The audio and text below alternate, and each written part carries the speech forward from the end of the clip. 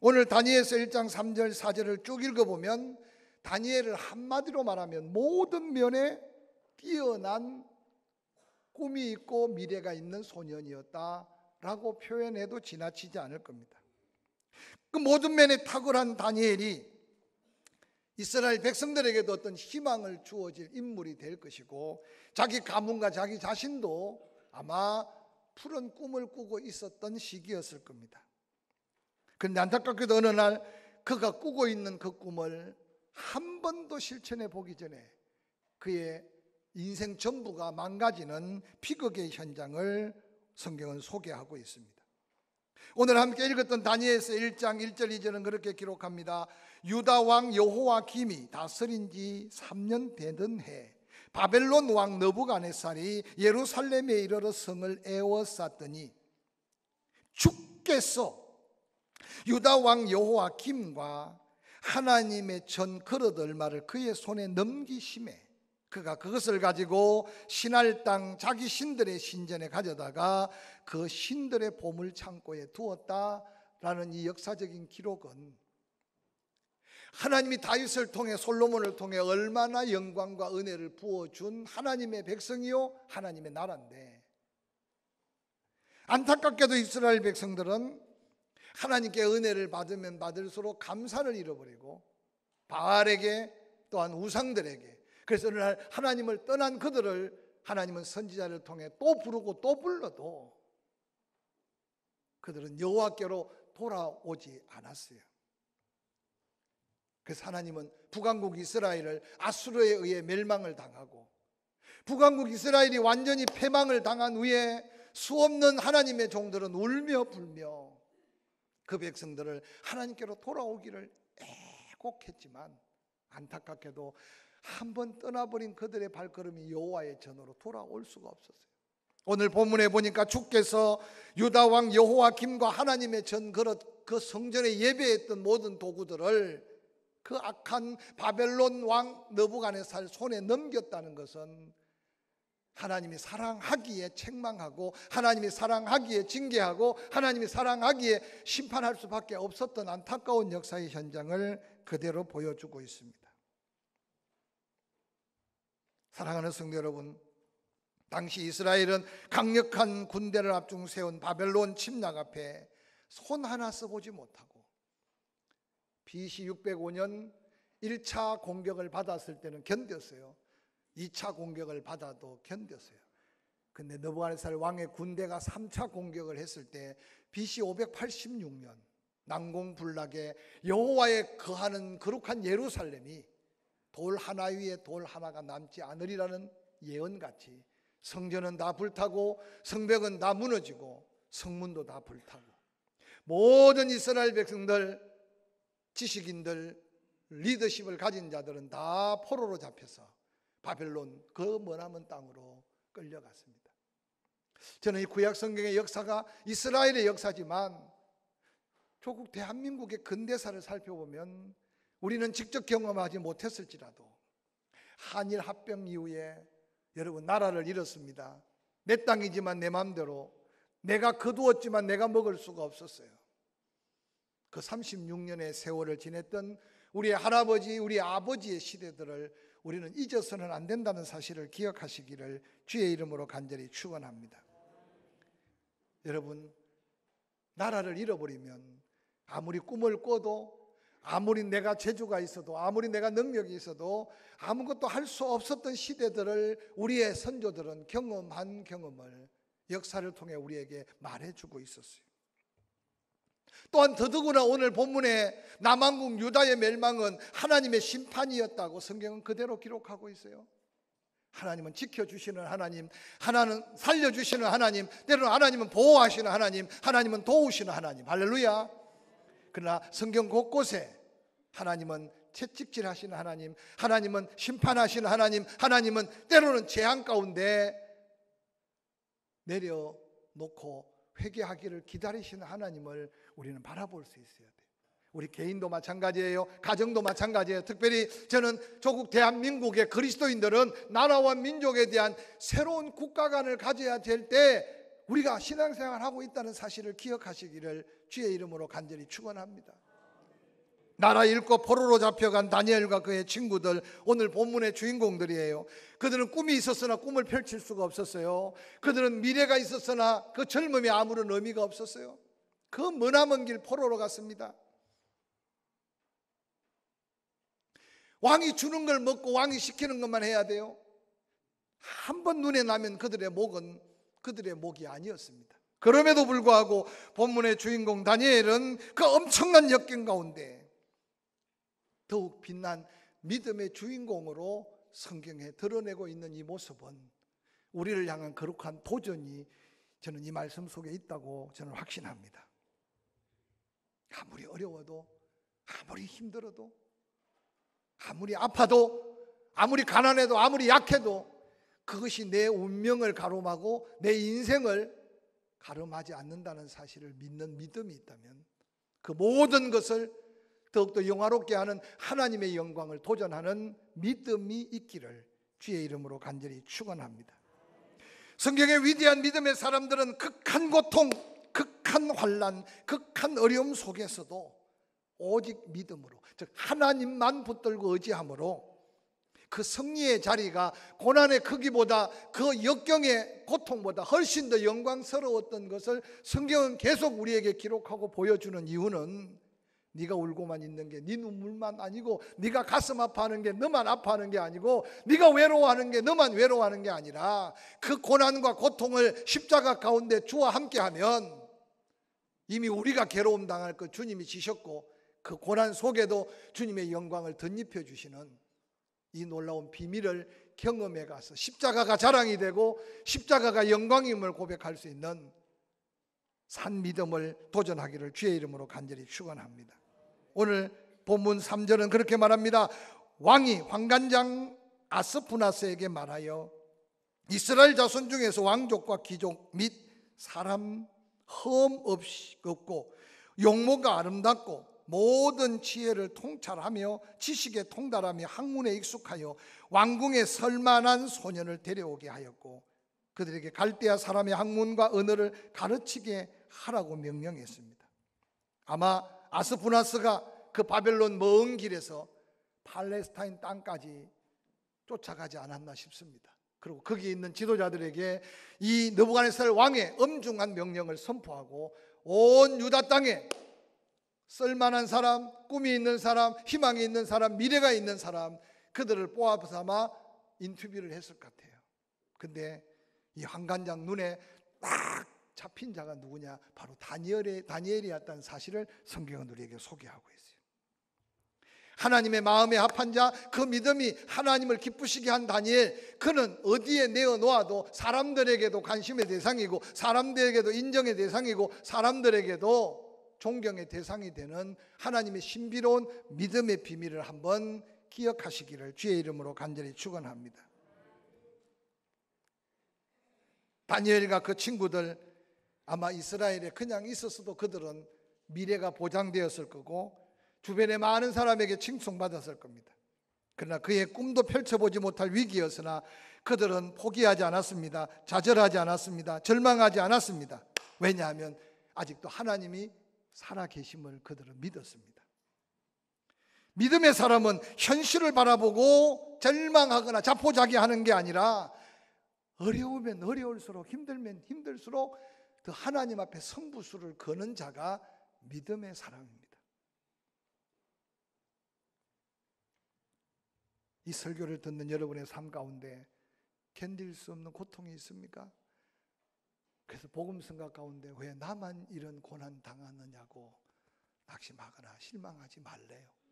그 고난의 보자기 안에 하나님의 소중한 믿음의 비밀, 때로는 은혜도 축복도 건강도 행복도 평안도 있다고 앞서 경험한 사람들의 고백이 우리도 경험하며 고백될 수 있기를 주의 이름으로 간절히 축원합니다.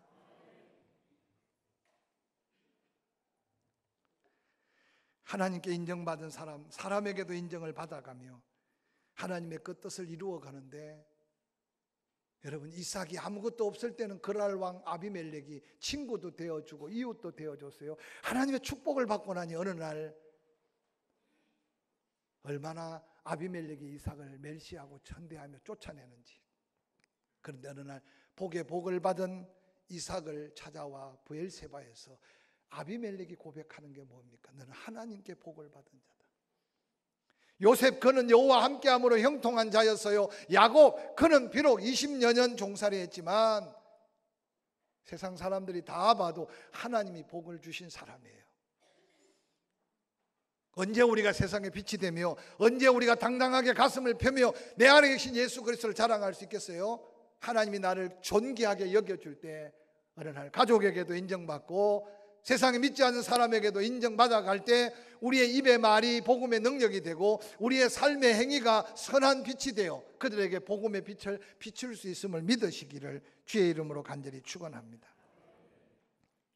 다니엘서 1장 5절에 왕이 지정하여 그들에게 음식을 보냅니다. 포도주를 보냅니다. 날마다 쓸 것을 줍니다. 그리고 환관장에게 명령합니다. 3년을 가르쳐라. 그리고 왕 앞에 세워라. 그들 가운데 지혜 있는 이스라엘 백성들의 지혜를 나의 정치적인 곳에 쓰기를 원하셨어요. 그리고 그들 가운데 유다 자손 다니엘을 이름까지 바꿔줍니다.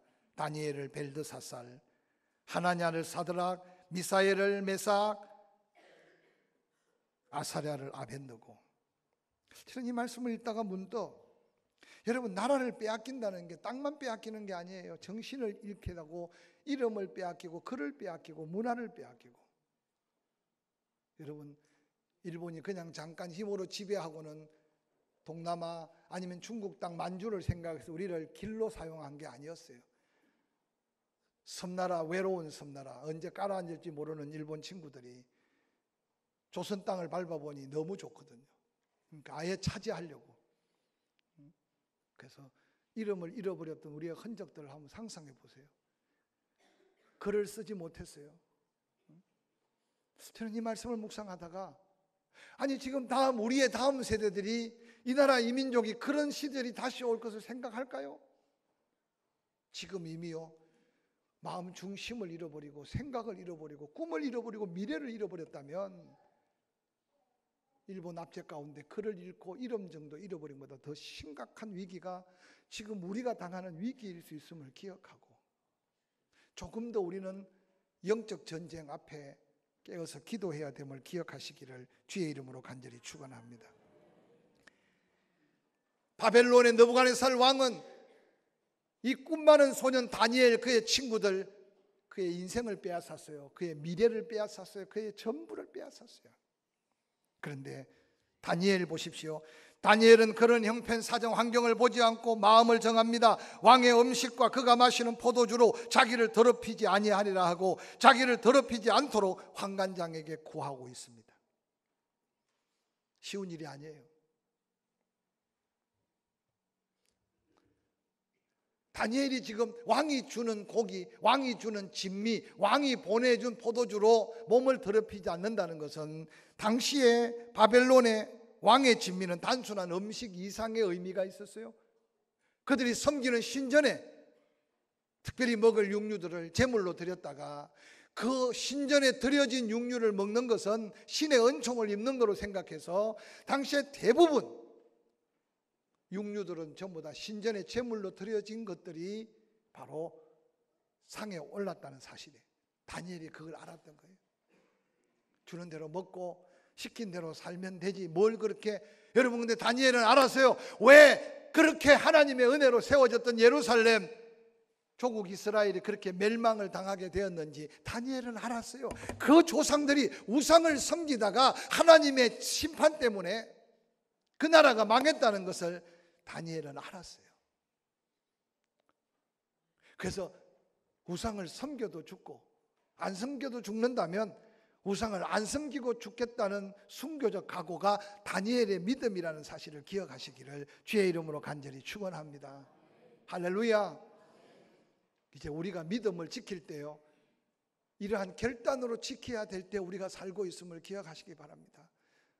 옆 사람 쳐다보고 좀 격려합시다. 적당하게 교회나 다니지 마시고 예수 믿고 믿음으로 삽시다. 할렐루야. 할렐루야. 아니요, 정말 우리 시대가요 목숨을 걸어야 할 결단은 다니엘의 믿음이었어요. 우상 숭배는 곧 하나님의 진노, 하나님의 심판. 오늘 이 나라 이 민족이 이 신앙으로 우리 자신의 믿음을 지키는 사람이 몇이나 되겠습니까? 놀랍게도 하나님은 다니엘을 그냥 버려두지 않았어요. 1장 9절에 보니까 하나님이 다니엘로 하여금 환관장에게 은혜와 긍휼을 얻게 하셨다고 말했어요. 성경은 왜 우리에게 이런 역사적인 히스토리를 말씀으로 보여주실까요? 다니엘이 그렇게 믿고 그렇게 순종하며 나아가는 걸음에 하나님이 함께 하셨듯이 우리도 그 걸음을 배우고 그 믿음을 따라 실천하면 다니엘의 하나님이 나의 하나님, 다니엘의 하나님이 우리의 하나님, 할렐루야. 그 하나님을 다시 한번 믿으라는 거예요. 믿으라는 거예요. 한편의 설교로 듣고 지나가지 마시고, 주일날 설교가 기억나지 않으면 유튜브에 들어가서 조건식 치면 그동안 이제 CBS가 주일 설교를 계속 내보내서 또 다시 들을 수 있어요. 끊임없이 말씀 앞에 서십시오. 끊임없이 믿음으로 도전하십시오. 할렐루야. 다니엘은 자기 목을 걸 만한 가치를 알았어요. 그런데 놀라운 것은 한간장도 자기 목을 걸고 있다는 사실이 얼마나 놀라운지 몰라요. 다니엘서 1장 10절에 이어지는 한간장이 다니엘에게 말합니다. 내가 내 주 왕을 두려워하노라. 그가 너희 먹을 것과 너희 마실 것을 지정하셨거늘 너희의 얼굴이 초췌하여 같은 또래의 소년들만 못할 것을 보면 내가 목이 날아간다. 이게 바로 현실이었어요. 하나님이 한간장에게 은혜를 베푸는 게 뭐냐 하면 다니엘은 믿음 때문에 다니엘은 하나님의 영광을 드러내기 위해 목을 걸었지만 한간장은 목을 걸 만한 사명이 있는 사람이 아니었어요. 근데 다니엘의 그 결단을 보고 한간장도 자기 목을 거는 거예요. 저는 이 말씀을 묵상하다가요, 여러분, 내가 이해하지 못해도 하나님이 만져주시면 오해가 풀리고 아멘 좀 해요. 내가 도저히 사랑할 수 없어도 그냥 사랑하려고 몸부림치면 하나님은 상대를 바꾸어서 사랑할 수밖에 없도록. 여러분, 저는 이 민족이요, 이 하나됨의 역사가 필요해요. 할렐루야. 오늘 한간장에게 은혜를 베푸셨던 하나님이 우리의 삶 가운데 변할 수 없는 사람에게 하나님께 은혜를 베푸시고 불가능한 일 가운데 은혜를 베푸시고, 할렐루야, 회복 불가능한 육체에 하나님의 은혜를 베푸셔서 고령화 시대인데 언제까지 병원만 찾아다닐랍니까? 언제까지 아픈 것 때문에 스트레스만 받고 살랍니까? 아프지만 감사함으로 한번 도전해 봅시다. 힘들지만 하나님 앞에 헌신하면서 도전해 봅시다. 때로는 경제 사정이 안 좋아 가난하지만 하나님 앞에 드릴 걸 정직하게 드려가면서 하나님의 긍휼을 베푸심의 은혜를 도전해 봅시다. 할렐루야. 믿음을 따라 순종하는 다니엘을 하나님이 도우셨어요. 한간장의 마음만 바꿔놓는다고 되는 게 아니었어요. 오늘 다니엘서 1장 14절에 보니까 그가 그들의 말을 따라 열흘 동안 테스트를 하셨어요. 열흘 후에 그들의 얼굴이 더욱더 아름답고 살이 더욱더 윤택하여 왕의 음식을 먹은 다른 소년들보다 더 좋아 보였다고 성경에는 기록해요. 또 믿음 없는 사람들은 채식은 역시 좋은 거야, 그렇게 생각하지 마세요. 여러분, 뭘 먹느냐가 중요한 게 아니라 하나님의 은혜로 사는 게 중요한 거예요. 얼마나 잘 먹느냐가 중요한 게 아니라 하나님의 은혜가 있느냐 없느냐가 중요해요. 운동도 하세요. 좋은 것도 잡수시고 음식도 구별해서 드시고. 그러나 기억하세요, 아무리 내가 애쓰고 힘써도 하나님의 은혜가 임하지 않으면 여러분, 한순간에 우리 생명 끝이에요. 열흘 후에 테스트를 했어요. 뭐 열흘 만에 뭐 큰 변화가 있겠어요? 이게 바로 하나님의 도우심이라는 거라니까요. 이게 바로 하나님의 은혜라니까요. 할렐루야. 그 어려운 나라 살림에 무슨 다니엘이 예루살렘에 고기를 잔뜩 먹었다고 거기 와서 고기를 끊고, 그게 아니잖아요. 하나님의 영광 때문에, 믿음 때문에, 신앙의 양심 때문에. 아니, 조상들도 우상 숭배해서 나라까지 다 잊어버렸는데 내 인생 하나 바꿔놓겠다고 내가 우상을 숭배하면 되겠냐? 미래가 보장되어 있지 않지만 하나님 앞에 젊음을 걸고 목숨을 걸고, 그러고는 채소만 먹었어요. 여러분, 얼굴을 윤택하게 하고 피부를 아름답게 하고 삶의 건강을 주고 마음의 평안을 주고 삶의 형통함을 주시는 분은 전능하신 하나님이라는 사실을 믿으시기를 주의 이름으로 간절히 축원합니다. 축원합니다. 뿐만 아니라 역경 가운데서 믿음으로 도전한 자들에게 비교할 수 없는 은혜를 하나님께서 예비하셨어요. 1장 17절 보니까 하나님이 이 네 소년에게 학문을 주시고 또 서적을 깨닫게 하며 지혜를 주셨어요. 다니엘은 또 환상과 꿈을 깨달아 알게 하셨어요. 그러고는 느부갓네살 왕이 3년 후에 그들을 다 불러 모았어요. 그러고는 그들을 테스트하셨어요. 19절에 뭐라고 말합니까? 왕이 그들과 말하여 보매 무리 중에 다니엘과 하나니아와 미사엘과 아사랴와 같은 자가 없으므로 그들을 왕 앞에 따로 세웁니다. 왕이 그들에게 모든 일을 묻는 중에 그 지혜와 총명이 온 나라 박수와 술객보다 10배나 더 낫게. 그래도 애프터 스쿨에 대해서 관심이 없고 아직도 학원 보따리 짊어지고 보내는 분들 열심히 보내세요. 거기서도 또 뭔가 깨달을 수 있을 거예요. 교회 주일학교 안 보내고 그냥 어디 또 열심히 뭐 과외 시켜보세요. 좋은 일도 있을 거예요. 그러나 기억하세요. 믿음으로 키워야 되고 기도하며 키워야 되고 하나님의 은혜로 키워야 됨을 믿으시길 바랍니다.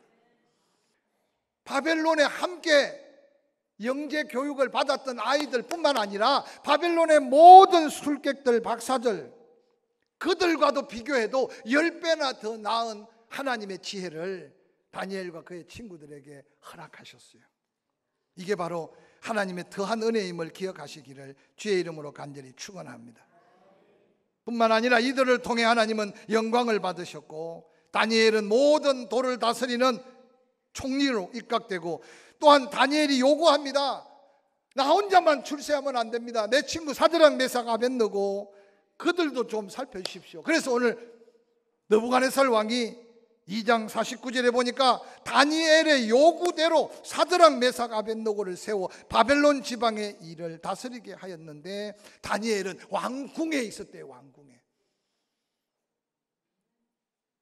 저는 이 말씀을 묵상하면서요, 하나님은 지금도 역경 가운데 고난 속에 묵묵히 믿음으로 결단하고 그 믿음으로 꿈을 꾸며 도전하고 그 하나님께 은혜를 구하는 자에게 하나님은 지금도 그들을 통해 당신이 영광을 받으시고 할렐루야, 또한 그들에게도 하나님은 더한 영광을 주심을 잊지 않으시기를 주의 이름으로 간절히 축원합니다. 우리 교회도 다양한 직장이 많고 사업장도 많아요. 많이 기도해 주세요. 또 공무원들도 있습니다. 많이 기도해 주세요. 다니엘과 같은 은혜를 입을 수 있도록. 시의원도 있잖아요. 기도해 주세요. 잘 시정을 관리해서 많은 사람에게 존경받을 수 있도록 10배나 더한 은혜를 함께 도전할 수 있기를 주의 이름으로 간절히 축원합니다. 마지막으로요, 다니엘이 높아지면 높아질수록 은혜를 입으면 입을수록 시기하고 투기하는 자들이 얼마나 많은지, 사자들 굶주린 굴에 다니엘을 넣기 위해 기도하는 자를 잡아 굴에 넣자고 했는데도 다니엘은 왕의 의인이 잘못 지킨 줄 알면서도 또다시 그가 기도하고, 이 모습이 다니엘의 아름다운 믿음의 모습이에요. 죽음 앞에도 두려워하지 않는 믿음. 그리고 다니엘의 믿음은 뭡니까? 그것까지도 감사하면서 기도하고 있는 다니엘의 이 모습이 우리의 삶의 자리에 모습일 수 있기를 주의 이름으로 간절히 축원합니다. 자식 때문에 속을 썩습니까? 감사함으로. 남편 때문에 힘듭니까? 아멘 안 해도 괜찮아요. 힘든 사람 없으니까 감사함으로. 직장 때문에 힘듭니까? 감사함으로. 왜냐? 하나님이 살아계시니까. 할렐루야. 이 은혜로 승리하는 저와 여러분 되기를 주의 이름으로 간절히 축원합니다.